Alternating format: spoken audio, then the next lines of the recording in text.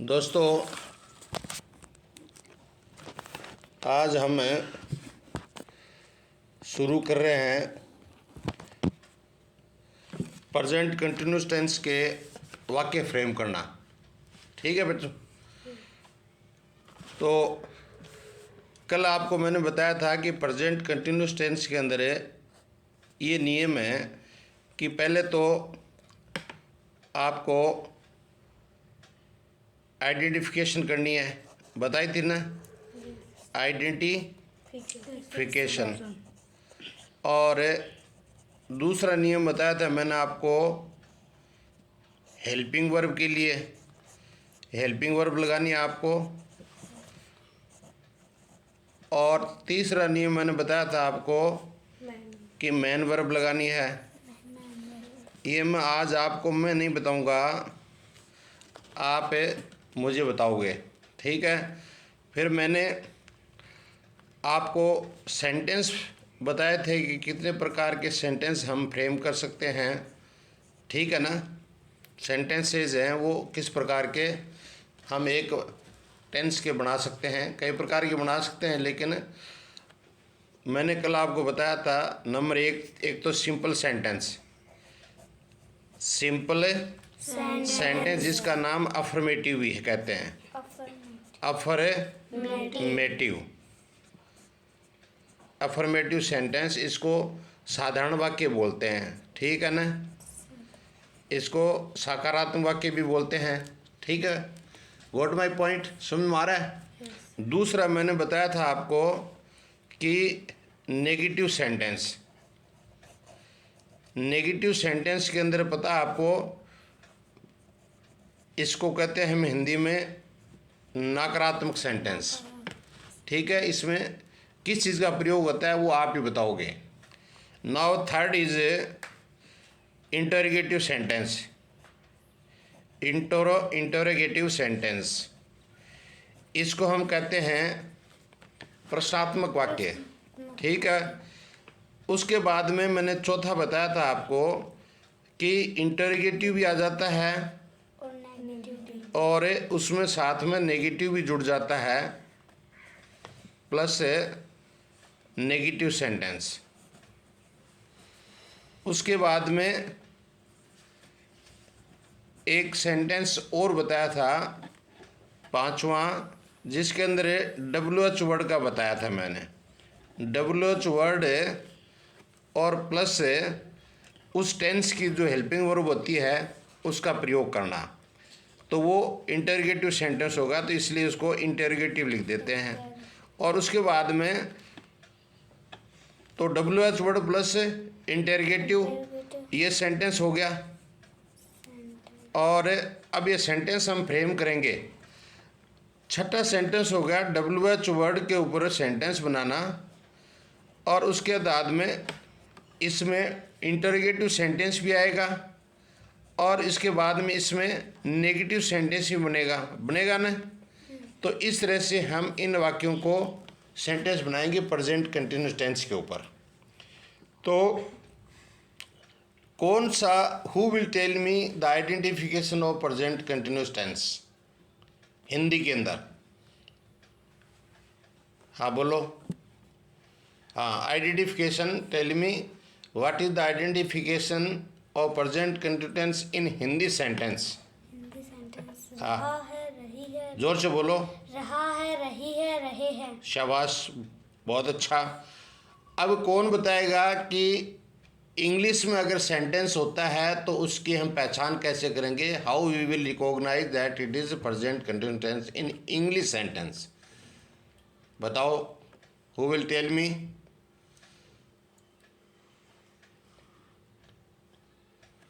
आप बताओ, इंग्लिश का सेंटेंस अगर होता है तो उसमें हम कैसे पहचानेंगे कि ये प्रेजेंट कंटिन्यूस टेंस है?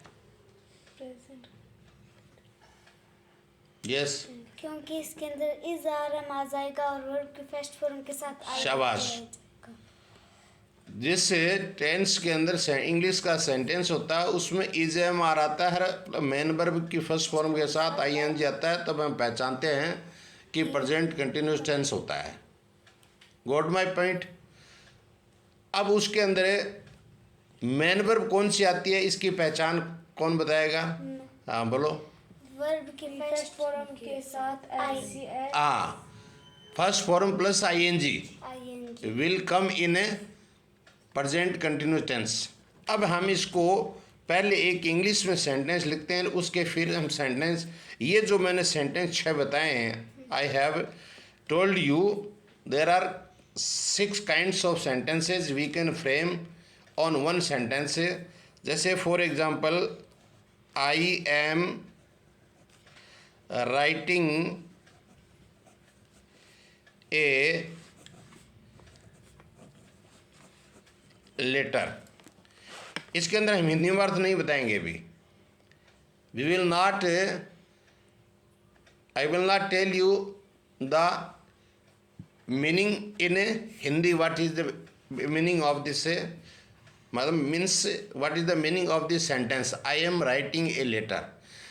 नाउ यू विल फ्रेम, पहले तो मेरे को ये बताओ कि ये कौन से प्रकार का सेंटेंस है, तुम बताओ। यस, आप बताओ किस प्रकार का ये सेंटेंस है। नेगेटिव है, इंटरोगेटिव है, सिंपल है कि इंटरोगेटिव प्लस नेगेटिव है, कौन सा, विच इज दिस सेंटेंस? जोर से बोलो, सिंपल जोर से बोलो। Simple sentence. सिंपल सेंटेंस, आवाज़ सुनाई देनी चाहिए। ये सेंटेंस सिंपल है, क्यों है? Why it is simple? क्योंकि इसके अंदर ना ही नोट लगा और हाँ, ना तो इसमें नोट लगा है, WH वर्ड लगा, और ना क्वेश्चन मार्क। ना क्वेश्चन मार्क लगा है, न इसके अंदर WH वर्ड है, ना इसके अंदर हेल्पिंग वर्ब वो पहले आई है। समझ में आ रहा है? तो इसलिए ये सिंपल सेंटेंस हो गया। अब इसको हम बनाना चाहते हैं दूसरा सेंटेंस नेगेटिव। नेगेटिव बनेगा तो इसमें क्या लगेगा बताओ? नोट लगेगा। क्या लगेगा बेटे? नोट लगेगा। नोट किसके बाद आता है? ए सब्जेक्ट के बाद में, हेल्पिंग वर्ब के हेल्पिंग वर्ब के बाद में नोट आएगा और मेन वर्ब से पहले। Not will be used after the helping verb and before the main verb. तो अब ऐसे बनाएंगे हम, I am not writing a letter, writing a letter. अब इसमें ये समझना आपको कि ये राइटिंग शब्द है, इसको इंग्लिश में अगर हम अकेले शब्द को लिखते हैं तो इसकी स्पेलिंग आती है WRITE। राइट मनी मीन्स नहीं बताएंगे आपको भी, आप ही बताओगे WRITE, लेकिन इसके साथ अंत में ई शब्द है, ई अल्फ़ाबेट है, तो इसके साथ ING जोड़ेंगे तब ई रहेगा या नहीं? नहीं रहेगा। जोर से बोलना है, कोई भी चीज़ बतानी है जोर से बताना है कि जब कभी भी प्यारे बच्चों कोई भी वर्ड जिसके अंदर सिंगल ई आती हो, वर्ड के अंदर, इंग्लिश के वर्ड में अंत में सिंगल ई यानी एक ही ई अल्फ़ाबेट आता है, तो उसको मेन वर्ब फर्स्ट फॉर्म लगाने के लिए उसके साथ ई हट जाएगा और ING लगेगा।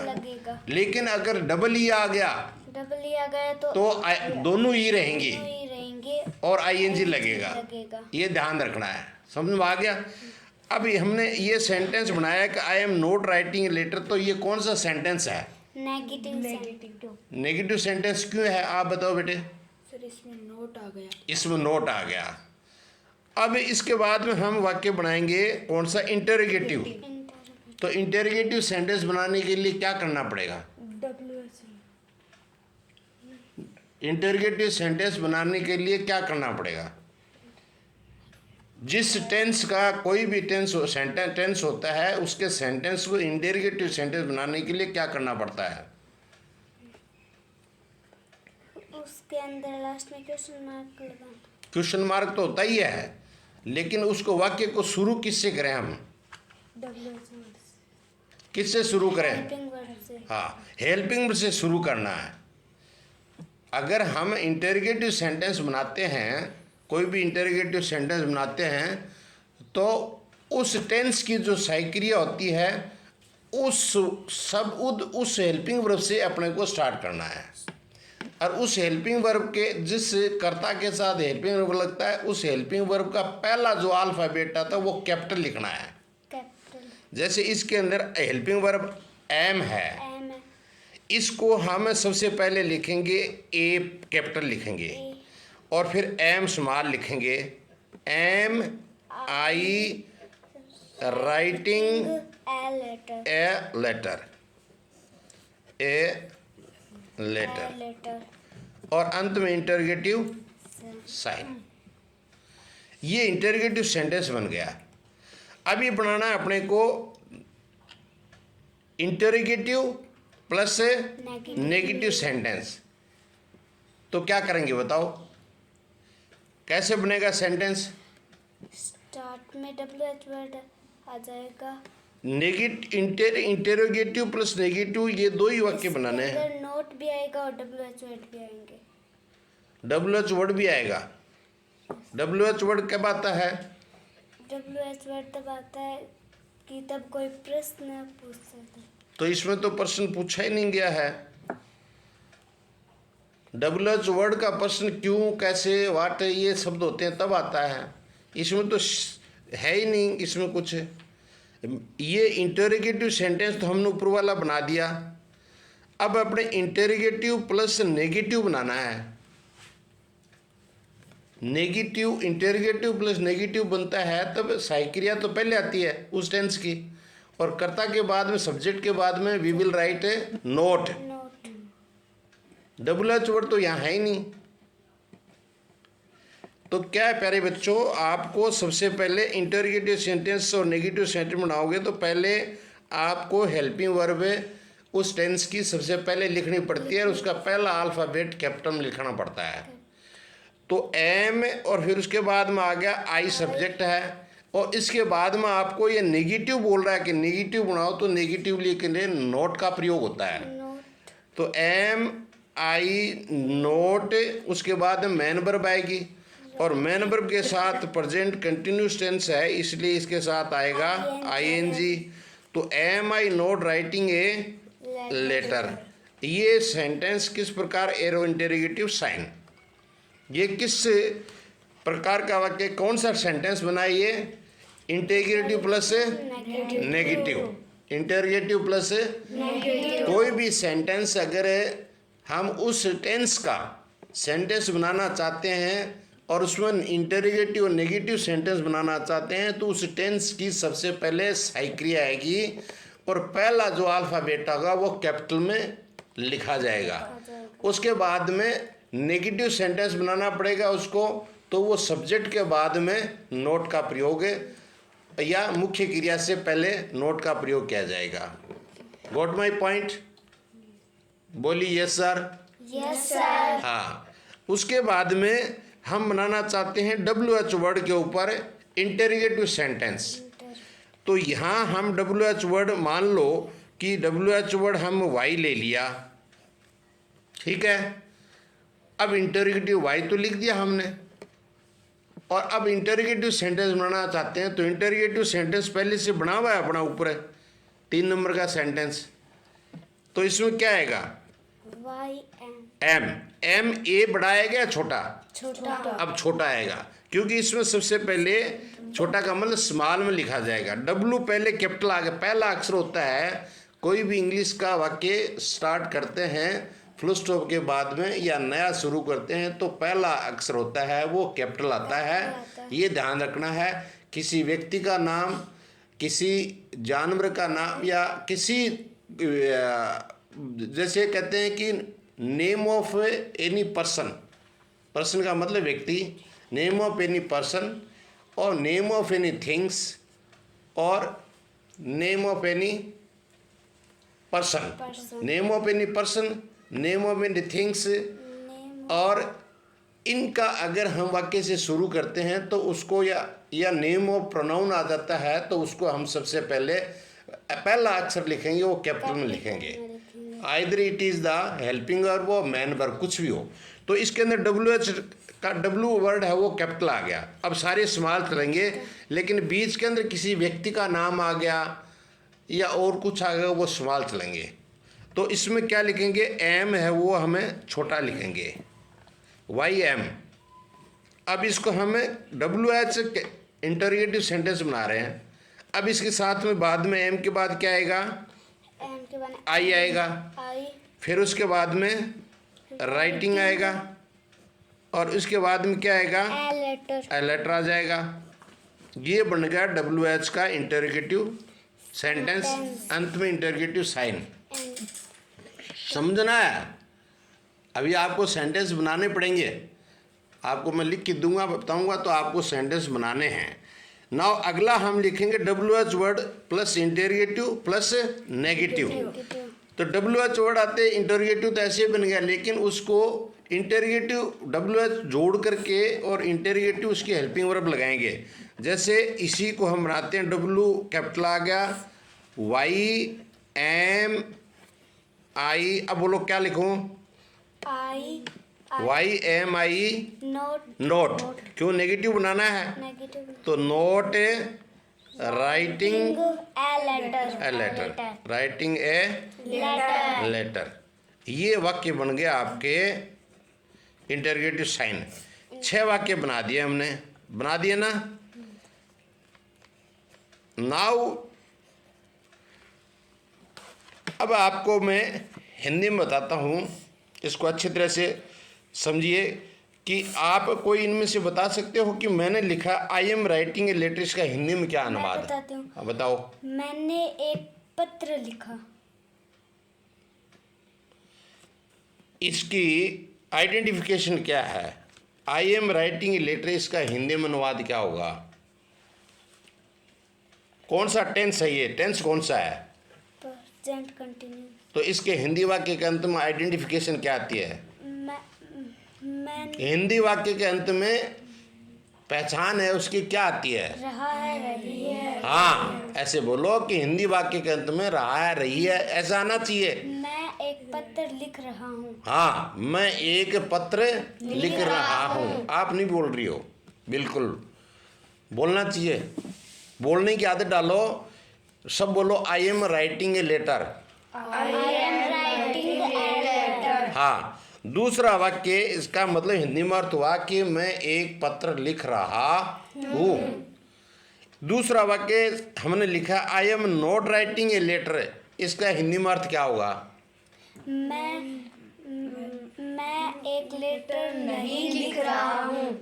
तो लेटर का तो हिंदी में अर्थ क्या होता है? पत्र। बोलो तो इसको I am not writing a letter.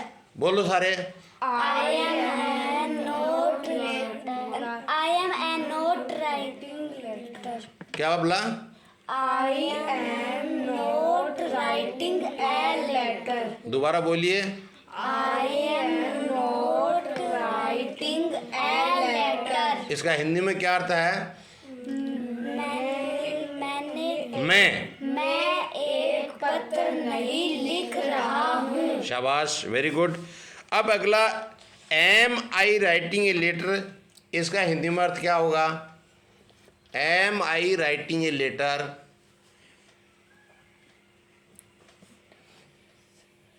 Am I writing a letter. मैं नो, एम पहले टेंस की हेल्पिंग वर्ब पहले आया एम, क्या बनेगा? इसको हिंदी में ट्रांसलेट करेंगे तब इसका क्या? Am I writing a letter. मैंने आपको कल बताया था कि कोई भी टेंस की सही क्रिया अगर पहले आ जाती है तो उस वाक्य को हम शुरू क्या से करते हैं? क्या? अब इसका बनाओ। क्या मैं एक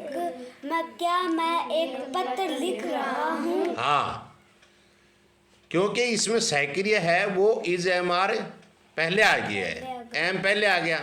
तो जब कोई भी टेंस की सहक्रिया पहले आती है तो उस शब्द का हम अर्थ लगाएंगे क्या। अब दूसरा, इसी के अंदर हमें सहक्रिया एम पहले लिखा है, फिर उसके बाद में सब्जेक्ट के बाद नोट लिखा है, तो ये भी यहाँ किससे शुरू होगा? क्या से। तो am I not writing a letter, क्या अर्थ होगा? क्या मैं एक पत्र नहीं लिख रहा हूँ। हाँ, क्यों? एम पहले आ गया ना सहक्रिया, तो am I not writing a letter, क्या मैं एक पत्र नहीं लिख रहा हूँ।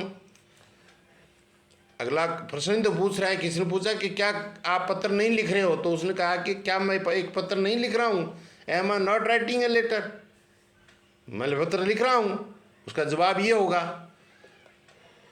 और क्या मैं पत्र लिख रहा हूँ, तो अपने आप को प्रश्न पूछा कि am I writing a letter, मैं एक पत्र नहीं लिख रहा हूँ, I am not writing a letter, मैं एक पत्र लिख रहा हूँ, I am writing a letter.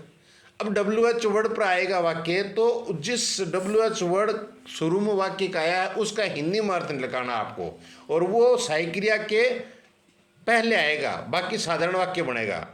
Y am I writing a letter, बताओ। मैं बताऊं, मैं एक पत्र क्यों लिख रहा हूँ। हाँ, मैं एक पत्र क्यों लिख रहा हूँ, क्योंकि इसके अंदर WH वर्ड है वो सहायक क्रिया से पहले आएगा।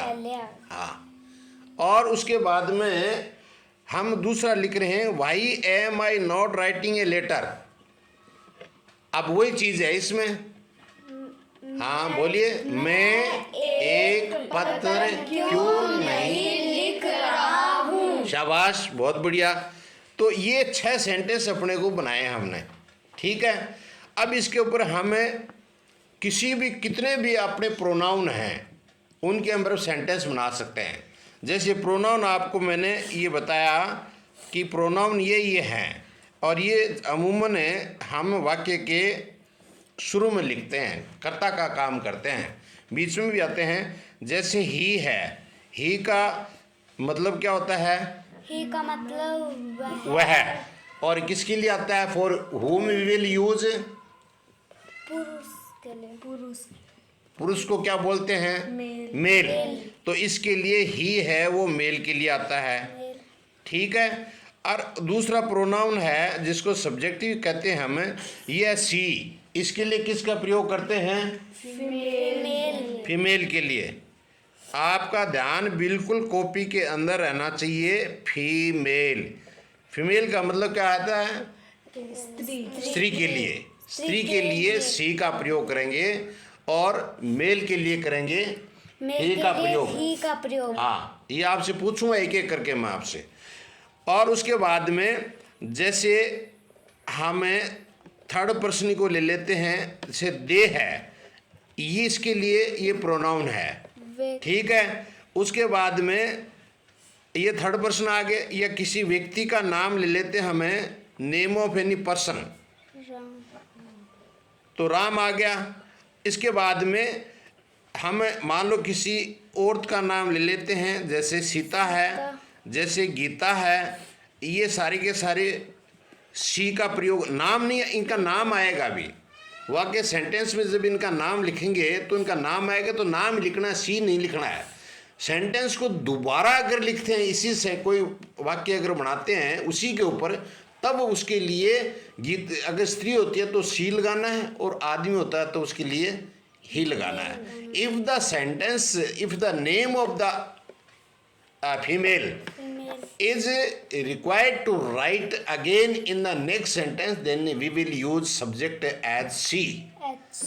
And if a name of any person or male is required to write in the second sentence, then we will use he, because he is the male. Name of any man, male is required to write, indicate, is required to indicate the he. Okay, they means बहुव्य होता है, उसका बहुवचन होता है, ठीक है। इसके बाद में अगर यहाँ हम ये सोचते हैं कि राम एंड सीता, राम एंड सीता, ये प्रोनाउन नहीं है, ये नाउन है। राम है, सीता है, गीता है, राम एंड सीता है, ये क्या है, प्रोनाउन नहीं है। प्रोनाउन तो है ही, सी, दे, इट, ये प्रोनाउन है, लेकिन ये क्या है, नाउन है। तो इनके आगे हम क्या लिख देते हैं, यहाँ इनको हमें नाउन बता देते हैं। Name of any person, person का मतलब लेडीज हो चाहे जेंट्स हो, ये नाउन है, इसको संज्ञा कहते हैं हिंदी में। और ये आपके हो गए क्या, ही, सी, इट, दे, ये सारे क्या हो गए, प्रोनाउन है। ये प्रोनाउन कौन से होते हैं, और ये आपको मैं बताता हूँ कि नेम ऑफ एनी पर्सन, किसी व्यक्ति या किसी स्थान या किसी वस्तु के नाम को संज्ञा कहते हैं। हिंदी में तो ये कहते हैं किसी व्यक्ति किसी वस्तु और किसी स्थान के नाम को हमें संज्ञा कहते हैं। Name of any person, name of any person, name of any thing, name of any place is called a noun. किसी नाउन का मतलब संज्ञा होता है। किसी भी व्यक्ति का नाम, Gita, Sita, these are the name of a person. अब बाबू का नाम क्यों बनिए? These are second we want to what we want to say, name of any person. Gita, Sita, Gopal, these are the name of person. Next, name of thing. Name of thing, what is the name of thing? Anything. कोई वस्तु का नाम बताइए। Pen है, कुर्सी है, chair है, pen है, हाँ टेबल है, फैन है, ये सारे के सारे क्या है? ये नाउन है। कि जितने भी संसार में चीजें हैं, ये सारे अलमीरा, बिल्डिंग, स्कूल, रोड, सब पेड़ पौधे, ये सारे के सारे क्या हैं? नाउन है। These are called the noun. Name of any things is called a noun. ये तो नेम ऑफ पर्सन हो गया। गीता, सीता, राम, ये सब क्या होगा? Name of any person. And name of any things, कोई भी वस्तु होता है उसको संज्ञा कहते हैं। और name of any place, place माने क्या होता है? स्थान। स्थान जैसे जांदवा गांव है, जैसे रत्नगढ़ है। हाँ बोलिए। और जैसे चूरू है। तू बता विवान, गांव के नाम बता। जैसे जांदवा, हाँ जैसे चूरू, चूरू, शाबाश। जैसे रतनगढ़, रतनगढ़, शाबाश। जैसे फतेहपुर, शेखावाटी, शाबाश। जैसे जयपुर, जयपुर, शाबाश। जैसे आप बताओ नाम, और नाम बताओ शहरों के, गांव के नाम बताओ। गंगानगर, गंगानगर, शाबाश, बहुत बढ़िया। सीकर, शिक्कर, शाबाश। झुंझुनू, झुंझुनू, शाबाश। अब तुम बताओ गांव के शहरों के नाम बताओ। फतेहपुर है, ढांढन है, जुगलपुर हो सकता थे। दिल्ली, दिल्ली, शाबाश। दिल्ली, बिसाऊ, बिसाऊ, सही, शाबाश। मंडावा, मंडावा। अब तुम बताओ गांव के नाम, शहरों के नाम। मालपुर, मालपुर, खारिया, खारिया। अपने आस पास जितने भी there are so many villages near by you, उनके नाम बता दो। मुंबई, मुंबई, ढांढन, ढानन। ये name of place, these are called the name of a place. तो these are called the nouns. Name of person, name of a things, name of any place is called noun. Pronoun क्या है? इनकी जगह किसी दूसरे शब्द का प्रयोग किया जाता है। In place of the noun any word is used is called the pronoun. जैसे हमने एक औरत का नाम दिया गीता। अब गीता नहीं कहना चाहते, उसको हम और नाम से पुकारना चाहते हैं, तो क्या बोलेंगे? फीमेल है वो, फीमेल है तो उसको सी कहेंगे उसको। हम उसको गीता नहीं कहेंगे, उसको सी कहेंगे। जैसे सीता है, उसको हम सीता नहीं करना चाहते, प्रोनाउन में बदलना चाहते हैं, तो क्या होगा? सी होगा। अब जैसे गोपाल आदमी का नाम है, हम गोपाल नहीं कहना चाहते, उसको प्रोनाउन में बदलना चाहते, ही होगा। जैसे अभी रहीम है, उसको हम रहीम नहीं कहना चाहते, वी वांट टू से कन्वर्ट इनटू द प्रोनाउन, क्या होगा? ही। अब फॉर एग्जांपल दो आदमी या दो औरतें या एक आदमी की औरत है, मेल और फीमेल मान लो, तो उन दोनों का साथ आएगा। जैसे सीता ने गीता, हम सीता और गीता को नाम नहीं देना चाहते, हम प्रोनाउन बदलना चाहते हैं, तो क्या होगा? बोलो शाबाश। दे। वेरी गुड, तालियां पीटो एक बार इस बच्ची के लिए। इसने बहुत अच्छा बताया कि सीता और गीता, राम और रहीम, दो पर्सन के व्यक्तियों के नाम होते हैं, तो बहुवचन प्लुरल हो गया, इसलिए क्या आएगा? दे का प्रयोग होगा। अब ये आपके प्रोनाउन आ गए। तो प्रोनाउन ही, सी, दे और इट ये प्रोनाउन है, और नेम और पर्सन है ये आपके हो गए नाउन आ गया। अब इनके अंदर एक शब्द और है, जैसे फर्स्ट पर्सन है आई और दूसरा पर्सन है वी, ठीक है, और इसके बाद में आ जाएगा यू। तो ये भी प्रोनाउन है। ये प्रोनाउन किस लिए? आई मानी मैं, वी मानी हम, बहुवचन हो गए, और यू मानी तुम। तो ये भी आपका प्रोनाउन है। तो इसके लिए आप जब भी कोई वाक्य बनाते हो तो हम किसी व्यक्ति का नाम नहीं देना चाहते, तो उसके बाद में हम उसको प्रोनाउन में भी नाम लिख सकते हैं। फॉर एग्जाम्पल हम एक यहाँ वाक्य लिखेंगे बेटा, और उसको आप बताओगे कि इस वाक्य को हम प्रोनाउन में कैसे बदल सकते हैं। ठीक है, ओके। तो जैसे गीता इज कुकिंग, मास्टर जी सिर को दुखा है, कना लग गया। सीता इज कुकिंग फूड, ये सेंटेंस है।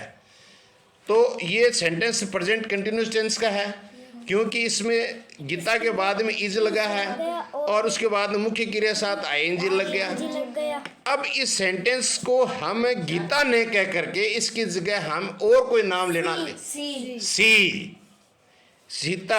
अब यहाँ लिखेंगे सी इज कुकिंग, ये कुकिंग फूड, ये क्या बन गया? ये बन गया आपका प्रोनाउन बन गया। नाउन। अब जैसे हम यहाँ लिखना चाहते हैं रहीम, रहीम इज प्लेइंग फुटबॉल। अब बताओ आप इस जगह रहीम की जगह क्या लिखेंगे? बताओ। ही, शाबाश। क्योंकि रहीम आदमी है, इसके लिए प्रोनाउन का वाक्य बोलेंगे he is playing football, he is playing football. बाबू अच्छा 2 मिनट उतर के पड़ ली और शादी फुटबॉल आ गया ये बाकी दोस्तों और कल बताएंगे। काफ़ी 32 मिनट का वीडियो हो गया, और भाभी जी अपने पोते को लेने आगे इंतज़ार कर रही हैं, और कल बताएंगे। और बाकी इसी टेंस को, कंटिन्यूस टेंस को कल फिर रिपीट करेंगे आपके। ओके, धन्यवाद। सारे बच्चे बोलो good night. Good night. Okay.